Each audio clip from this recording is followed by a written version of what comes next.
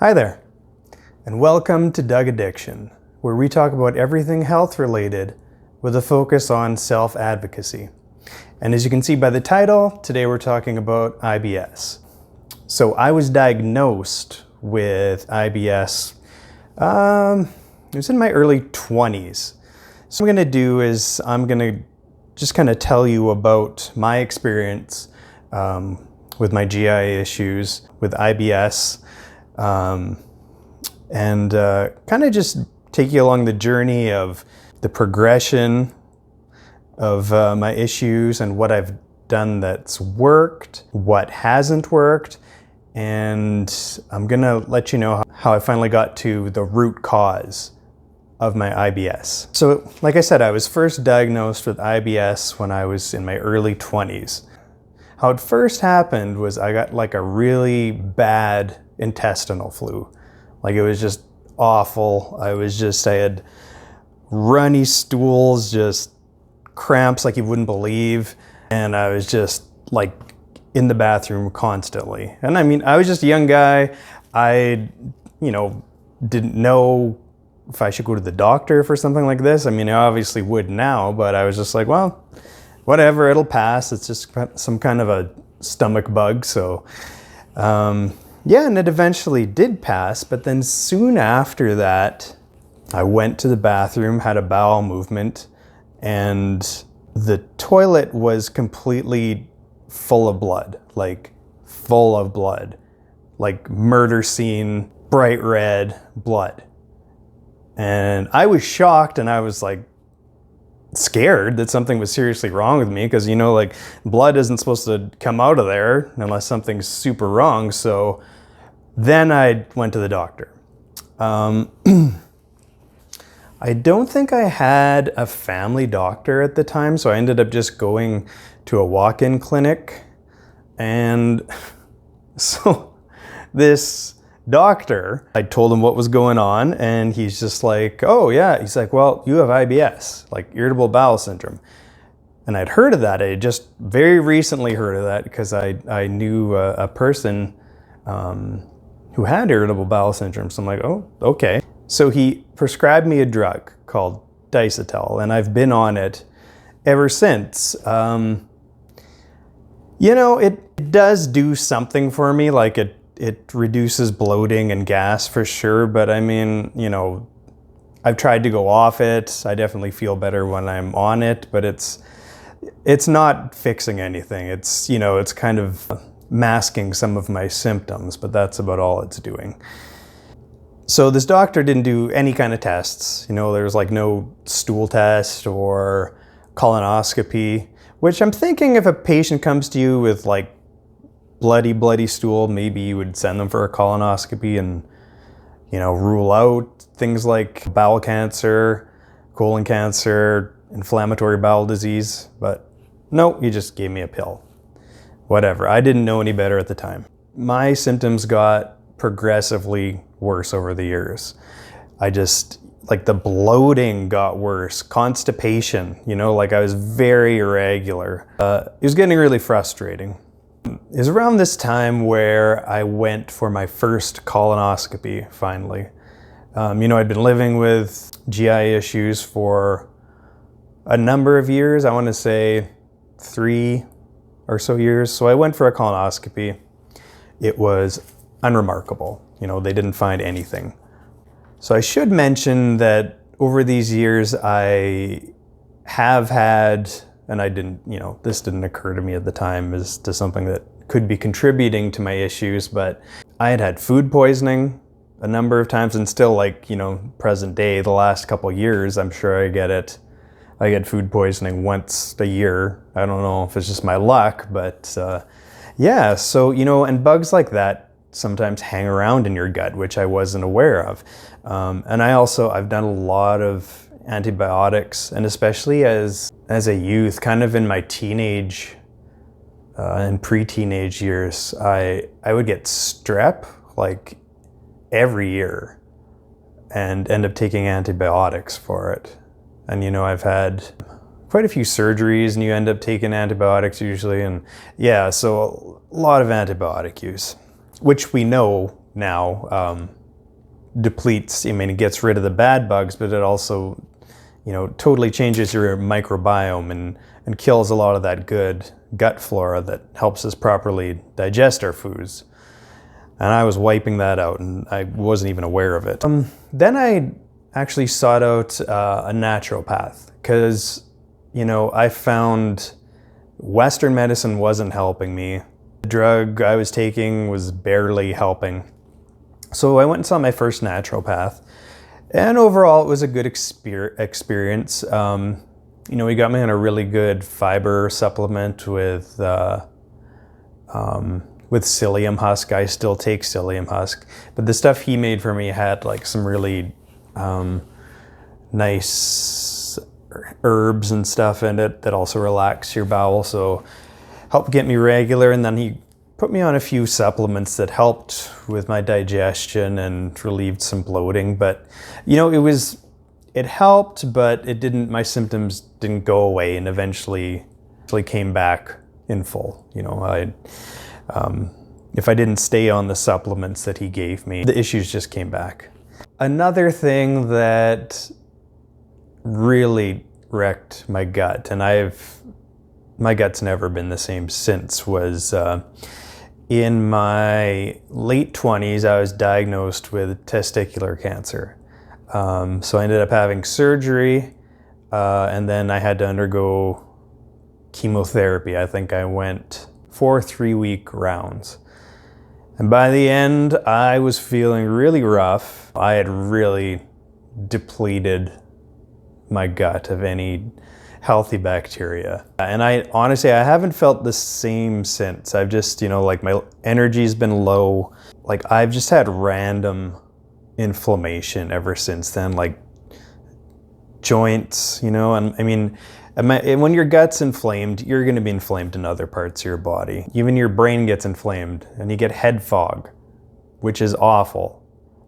And I started getting that all the time. I just felt tired, just lethargic, and just dazed. Like I was like the term says, head fog. You just feel like you're in a fog. You can't think straight. You can't remember things. You can't focus, which was awful because this happened when I was in grad school, and I really needed to focus and learn, and it was really difficult.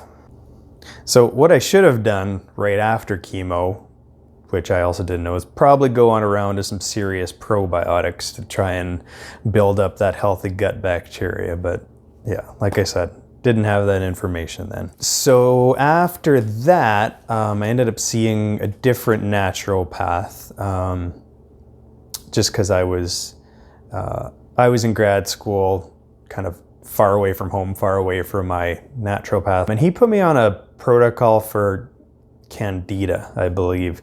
Just, it was just a series of supplements, and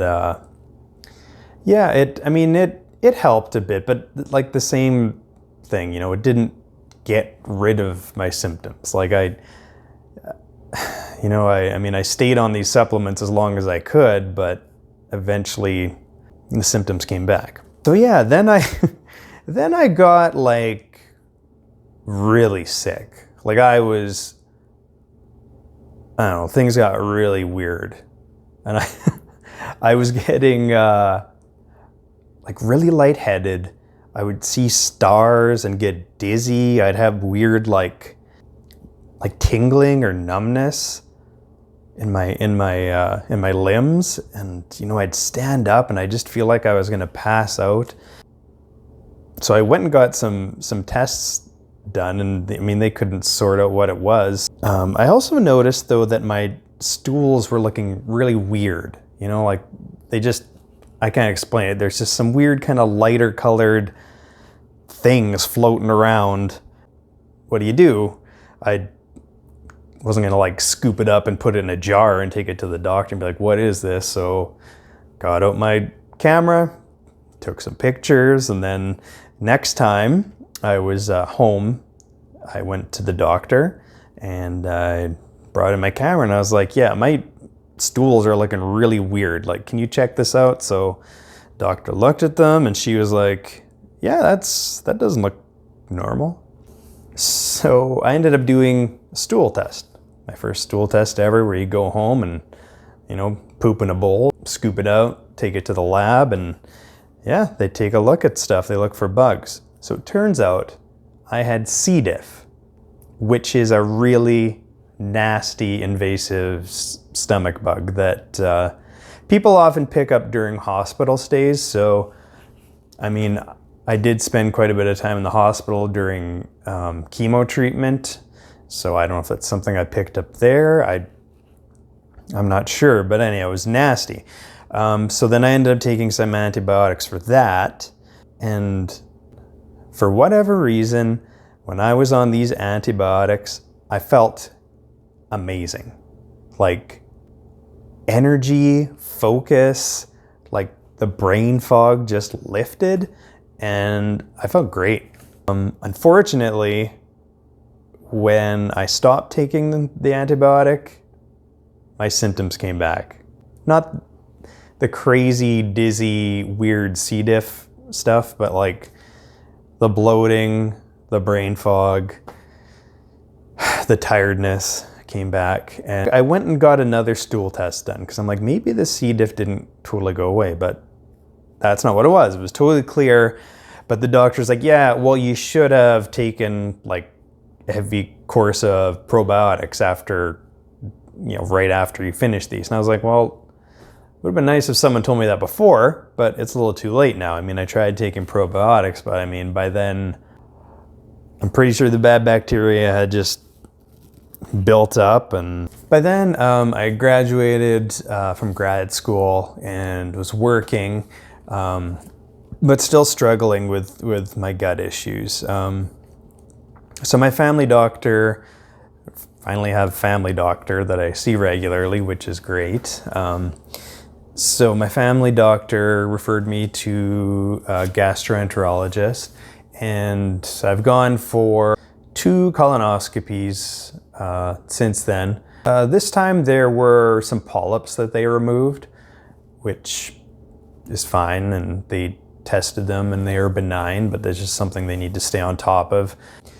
And then my consultations afterwards with the GI doctor, he really didn't have any suggestions for me, which is frustrating because I feel like, is there something they can do, like recommend a diet or, refer me to someone who can recommend a diet that might help me out. All he said was, you have IBS, take probiotics. That's all he told me.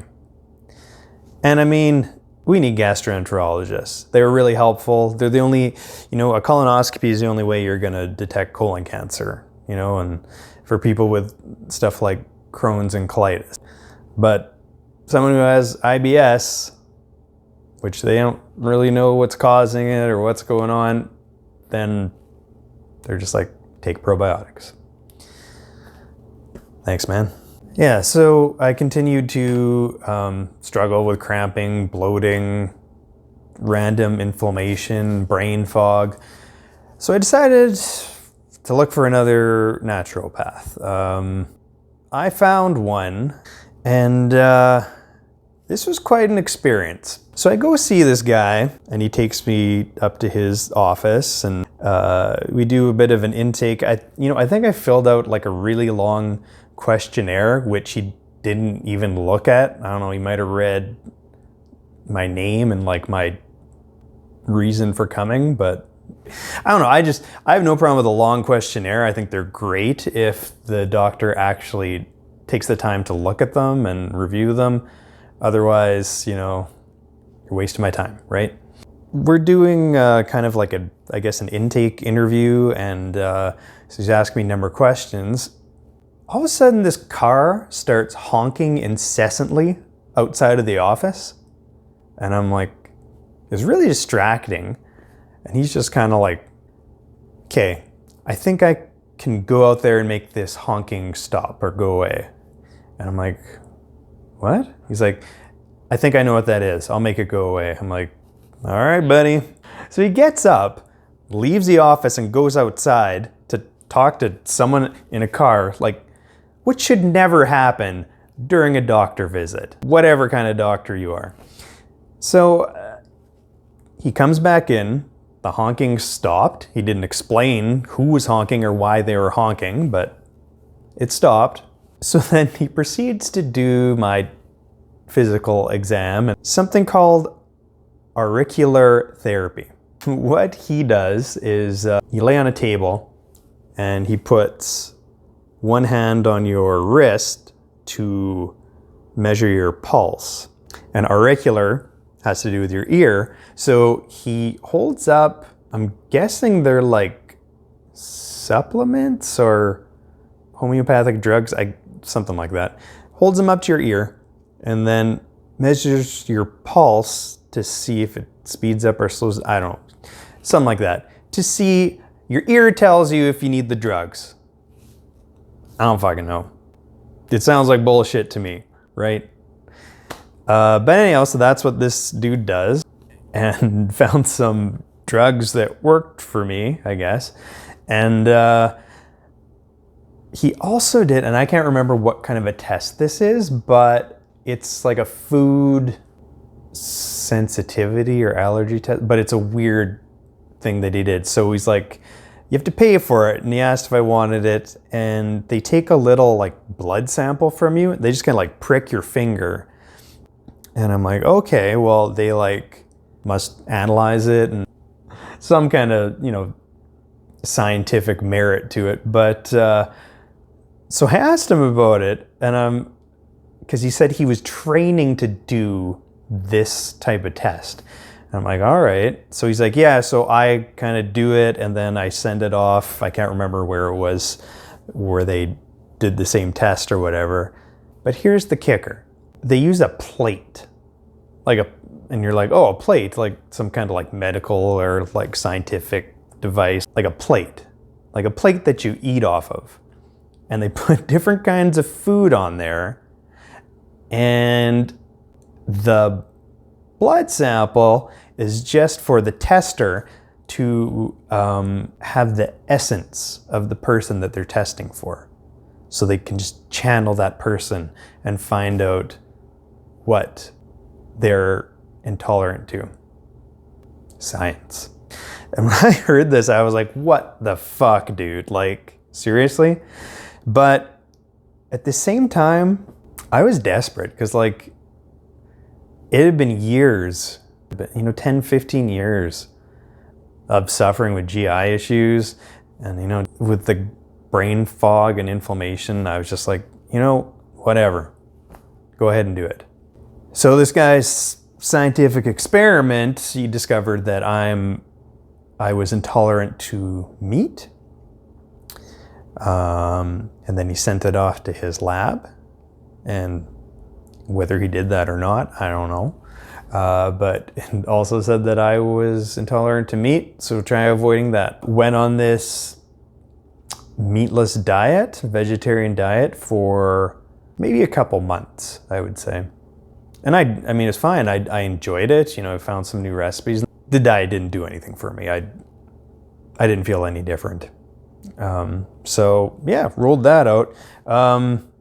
As well, I didn't end up taking, I took a couple. One supplement is a really good probiotic I actually liked. That was the only good thing that came out of it. That Saccharomyces boulardii, I think that's what it's called. It's got some weird long name. But yeah, some of the other stuff, my wife, who's a nurse, told me, yeah, she's like, you can't take that. This has like heavy metals and stuff in it. So I'm like, yeah, fuck this guy. He doesn't know what he's doing. So anyhow, that guy's a quack. End of story. So the next thing I did that really helped my diet was eliminating wheat and gluten. And it took me a while to even try this because, I was tested for celiac, which I didn't have. My doctor told me that if you don't have celiac, then you should have no problem with wheat or gluten. So I was just under the impression, well, yeah, fine, whatever, I'll keep eating my bread. Then I ended up talking to a few people who cut out gluten and, said that you can still have a gluten sensitivity and not be celiac. And I'm like, well, yeah, but the doctor said. They're like, no, try it. So you know what? I did. I eliminated gluten, which actually isn't that hard. And you can go eat at any restaurant and get a gluten-free dish, like plenty of gluten-free dishes. And yeah, it was amazing. I felt so much better. Like, the inflammation was what I noticed. Like, I wasn't so foggy and tired, and my knees didn't ache as much, Like, the first thing that made me think I might be sensitive to wheat was when I would drink beer. And I really love beer. But, more recently I had noticed that I could drink maybe 2 beer, and then I would just feel like dizzy and kind of, disoriented and fuzzy headed, and that didn't happen with other types of alcohol. So obviously I've avoided beer, although I did find a few pretty good gluten-free beers, so that's cool. But my issues didn't go away. And then I think it was something my wife said about autoimmune. Like, I have a few autoimmune conditions, like IBS is supposed to be an autoimmune condition. I have asthma, I get psoriasis. So, I started thinking, well, maybe I have some kind of an autoimmune thing, and then I started doing some research and reading some books about diets for autoimmune conditions, like the Wall protocol. So Terry Wall is, she was a physician who was diagnosed with MS. She was bound to a wheelchair, but then, through diet and supplements and that, she got herself back to close to where she was, prior to her diagnosis. She was still working, walking around, she was biking, doing all the things she used to do. And it was just through diet. So I was like, wow, that inspired me. So I ended up doing the autoimmune protocol, which is quite a restrictive diet. And I guess you're not supposed to do it for an extended period of time. You're just supposed to do it and then introduce the foods back into your diet and slowly, and then figure out what triggers flare-ups and that. So, yeah, basically, I'm already cutting out gluten, but you also have to cut out like all grains. Like, you can't have oats or anything like that. You cut out nightshades. So nightshades they're a subgroup of vegetables. So there's like tomatoes, peppers, eggplant, potatoes. I ate sweet potatoes, so I ate a lot of sweet potatoes and lots of cauliflower rice. But yeah, it's similar to a paleo diet, but just a little more restrictive. Yeah, so I was on that and I felt great. Like, inflammation was gone. Like, I popped a lot, and this is another thing that's bad for my gut, popped a lot of ibuprofen. Pretty much anytime I was going to go exercise, because my knees would ache so bad, I'd take an ibuprofen like many times a week. So, and that was out. I didn't have to do that anymore. It was tricky though, because it was hard to eat out. There's like a lot of things you can't eat. And it was also hard if we would go on a trip somewhere or like go and visit our family, and I just felt like they really had to accommodate me because my diet was so limited. You feel like a burden, right? Like, I just want to sit down and eat whatever they made for supper, but you can't always do that. One downside to that was could be an upside, could be a downside.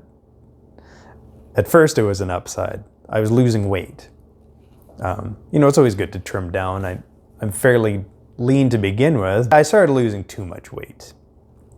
And my wife was concerned and telling me I was too skinny. And, I tried introducing foods again, but every time I did, like, I would flare up and I didn't know what to do. So she was like, you need to go see a dietitian. So I did some research, found a dietitian that, worked with people with IBS. I saw the dietitian, and She felt that I should go on a low FODMAP diet, which, I mean, I did kind of avoid high FODMAP foods just because I knew they'd trigger me, but she's like, well, there's some that you are still including in your diet, like even things like Brussels sprouts, which I didn't know, and asparagus. So yeah, I eliminated those things. You can use like other like all-purpose gluten-free flours or almond flour, but almonds cause me to flare up. I know that. So, and she said you can eat like white basmati rice and that, and I was like, okay. So I changed a few things in my diet, but you know what? Adding those things, even like the rice and that other kind of flour, like it caused me to flare up. I was lethargic again. I got up in the morning and like I could just, like I looked like crap. Like my eyes were puffy and swollen, and you know, like I was just inflamed again. And this dietitian like didn't understand. She didn't make the connection. Like she's like, oh, that's something else, you know, if you're getting all this inflammation. I'm like, I think it's from my GI and from my diet and that. But she said, she's like, you know, some of your symptoms sound almost like Hashimoto's. She's like, you ever been tested for that? And I was like, no. So I did some research and I was like, yeah, actually, I did have a lot of symptoms that were similar to Hashimoto's. So I talked to my family doctor about that, got tested. No, didn't have Hashimoto's. But this kind of led me to eventually find a functional medicine doctor, naturopath. I thought of one of my friends, and I thought she had Hashimoto's, but it turns out she didn't, but she did have hypothyroidism and had like severe gut issues like me, and, you know, was off of gluten and dairy and a lot of things like I am. Oh yeah. I think I forgot to mention that. Dairy, out. Don't do dairy. Along with the gluten. So she told me about this doctor who is actually in the city here and practices functional medicine, and, you know, will do testing, you know, like GI mapping or the breath test for SIBO or numerous other tests, which I've been looking for. I mean, I was willing to travel to another province just to find a doctor who would do these kind of tests, because I'm like, I feel like I'm just trying all these things that are kind of helping, but, you know, I still don't know what's causing this, you know, and I didn't want to accept that I'm just like, oh, you just have chronic shitty guts now. You're like, why? I used to be fine. I used to be able to eat anything I wanted and feel great. And it was really frustrating. So anyhow, set up a first appointment, and she had an intake form that's, I don't know, it was like 40, I think it was like 40 some pages, crazy. But you fill it out ahead of time and she goes over it. So then you have your initial meeting with her, which was an hour and a half long, which is great. How often do you get to spend that much time with your physician, right? And she had actually familiarized herself with my history, with my medical history, which was amazing. And she just sat there and she listened. She asked questions, you know, came up with a few ideas for some testing. So what she suggested, she said, you know, we could go ahead and treat what I think is going on with you just from your history of, you know, antibiotic use, food poisoning, and chemo, and, you know, what your symptoms are. Or we could do some testing and sort of what it actually is, and it would be easier to treat that way, right? If you get to the bottom of it, get to the root cause of your IBS. I was like, yeah, let's do that. I was like, I don't, you know, I mean, it's expensive, but I want to know. I mean, all these years I've been like, what's going on? You know, what's causing it, right? We ended up doing a GI map test. So it's another stool test. So it's done through a lab in Georgia, I believe. So they mail you the GI test, and, like, you know, right, you poop in a bowl again and scoop some of it out, shake it up, send it off with FedEx down to Georgia, and at least my poop got to go on vacation during quarantine. Yeah, and so then they get back to you and they send you a whole printout of your GI map of all the, they take a look at different levels of different bacteria in your microbiome. They check out like opportunistic bacteria. They look for pathogens and parasites, and then they check out a few other things. So actually, I'm just going to grab mine just to kind of summarize what she found.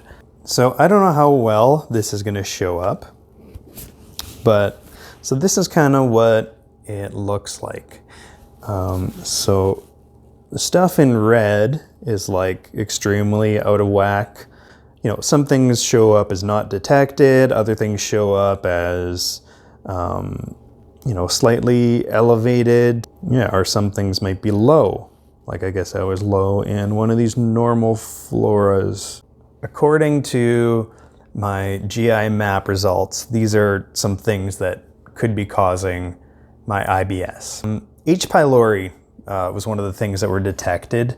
H. pylori can sometimes go along with low stomach acid, and then that causes like malabsorption, like stomach upset, abdominal pain, vomiting, or other chronic gastrointestinal symptoms. So that was another thing I forgot to mention. Earlier with my GI issues, I would eat something that was like if it was really fatty or deep fried in that, my stomach just couldn't digest those fats anymore, and I would just end up barfing. Like it just wouldn't go down. That's the only way it would go, is come up. But some of the big things that were noticed was some of these opportunistic bacterias like Pseudomonas, Staphylococcus, Streptococcus.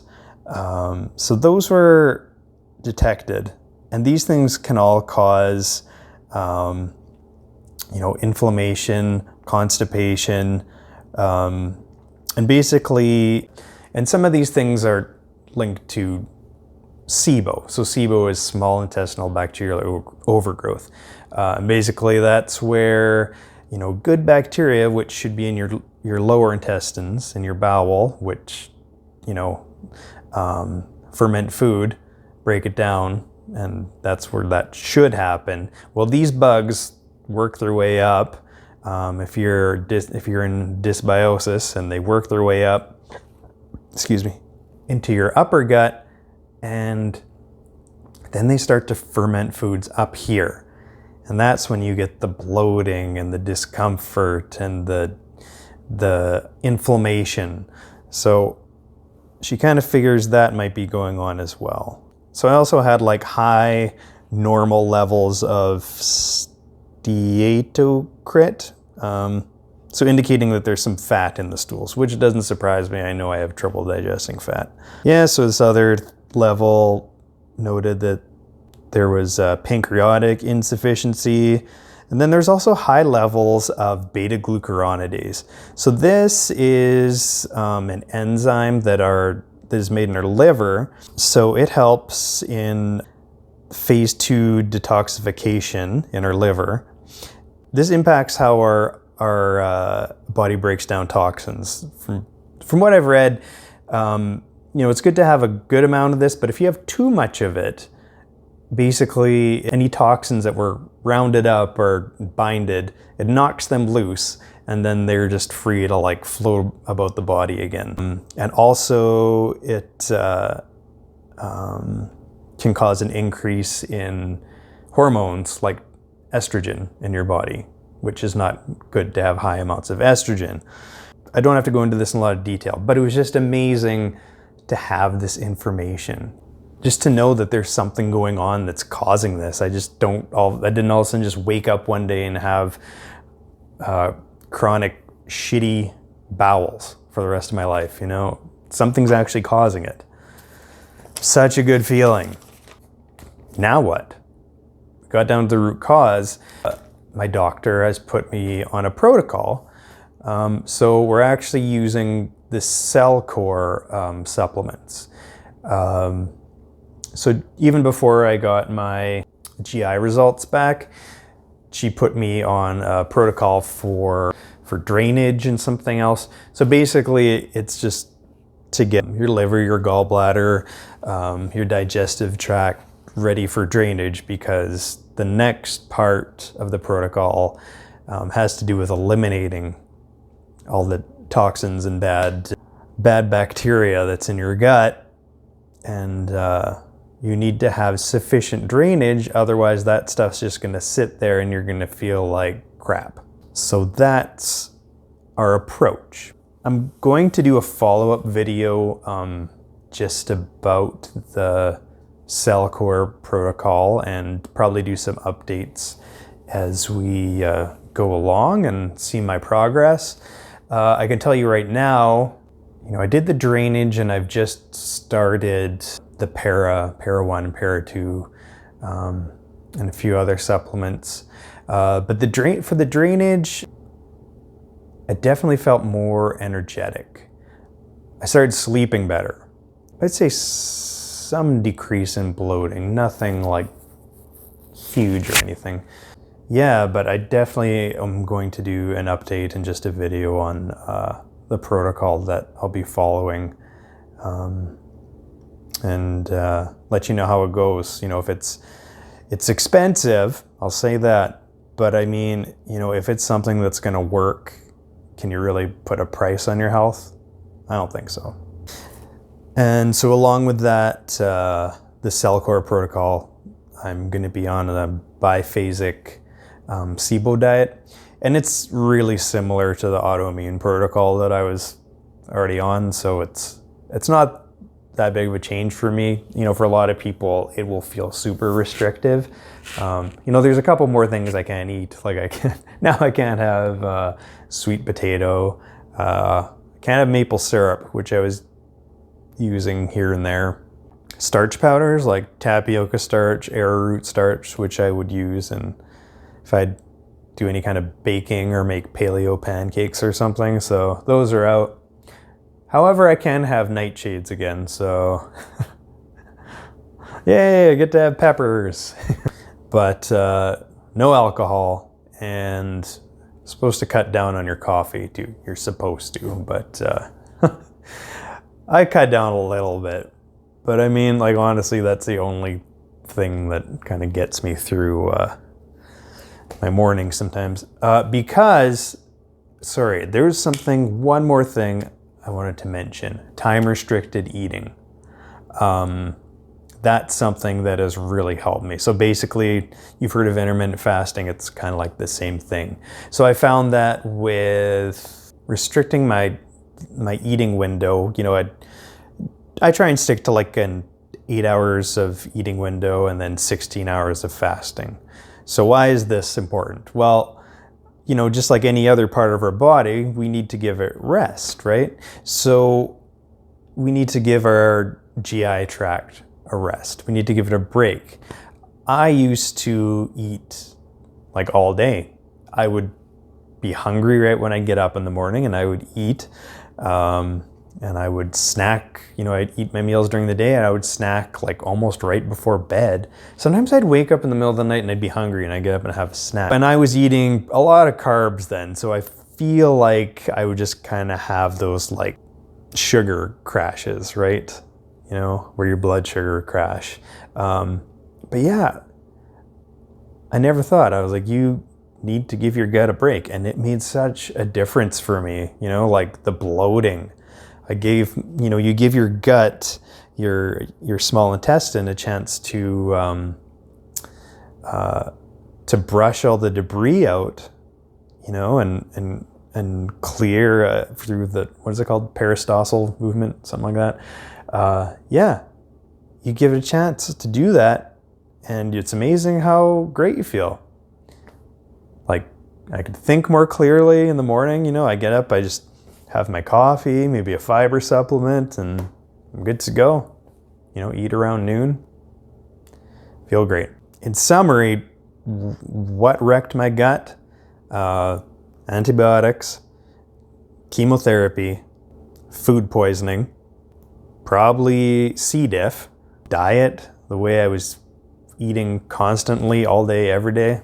And like I said, this channel is going to have a focus on self-advocacy. So sometimes you really got to push. You can't accept, I don't know, or just you have IBS and your gut sucks now. You can't accept that for an answer. Sometimes you got to be like, okay, I'm going to take a picture of my poo, take it to the doctor and be like, look at this. Does this look normal? No. Or other times you got to go to a few different doctors. You know, sometimes you need a second opinion. Sometimes it's going to cost money, but it's your health and you have to be accountable for your own health, right? Because no one else is going to do it for you. So like I said, I'm going to be back with some follow-up videos. Thank you. I hope you took something of value from this video, and I will let you know how my progress is going with my gut health. Thanks. Have a great day.